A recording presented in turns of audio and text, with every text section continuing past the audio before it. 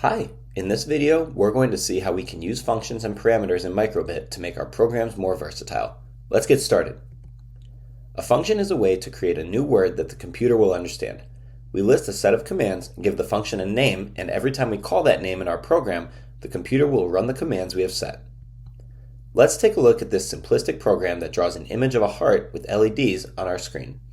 Though each command is very basic, we still need to light 16 individual LEDs in order to create this image. In order to shorten our code, there is a command built into our MakeCode editor that will take the icon name, in this case heart, and display it on the screen using only one command. This is an example of a function that shortens our code and makes it more easily reusable. Let's take a look at how we can define our own functions in the MakeCode editor. To define a function, we use this syntax. Let's explore it a bit. We start with the keyword def to define the function in all lowercase letters. Next, we write the name of the function, adhering to the same naming rules we learned for variables. We then write any parameters needed inside parentheses. If we don't need any parameters, the parentheses can remain empty.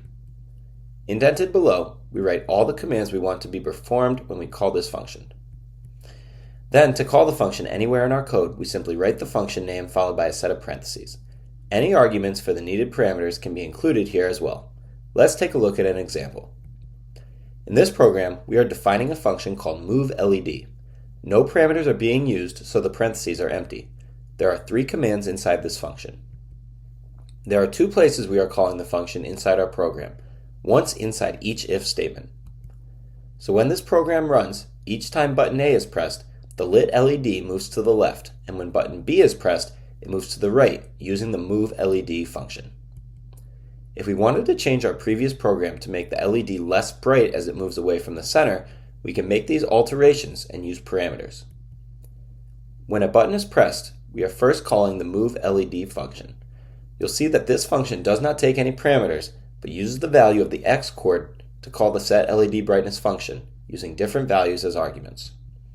The setLEDBrightness function takes one parameter that is used inside the function to control the brightness of the LED being lit. This function is being called with different parameter values from the moveLED function. We can call functions inside other functions.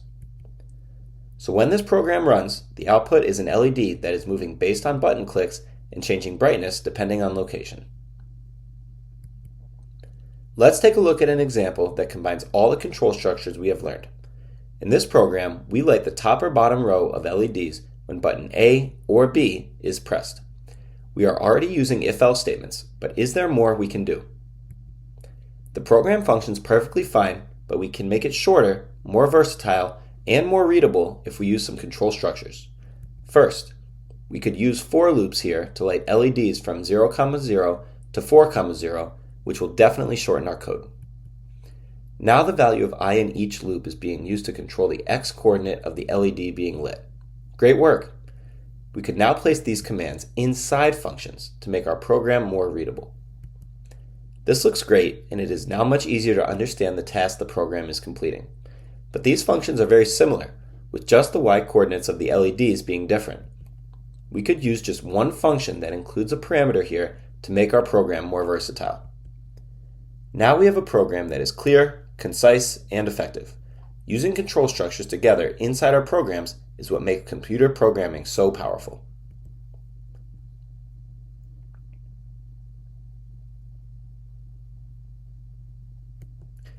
During your next exploration, you'll be using a new external sensor. An ultrasonic rangefinder is a sensor that measures distance using sound waves. There are different types of ultrasonic rangefinders, but in this course, we'll be using the HC-SR04. There are 4 connection pins on the sensor that must be plugged correctly into your circuit. Looking at the front of the sensor, the VCC pin is on the left. This pin will be connected directly to the red wire of your battery. Note that similar to when we used a battery pack with the servo motor, we connect nothing to the 3V pin on our microbit and instead use the power from the battery pack. To the right of that pin is the trig pin, and to the right of that is the echo pin, which are both connected to pins on your microbit, either 0, 1, or 2. The final pin on the far right of the sensor is labeled GND and will be connected along with the black wire from the battery pack to the ground pin on the micropit. In this lesson, we learned how to use functions with and without parameters inside our programs. Now it's your turn to give it a try.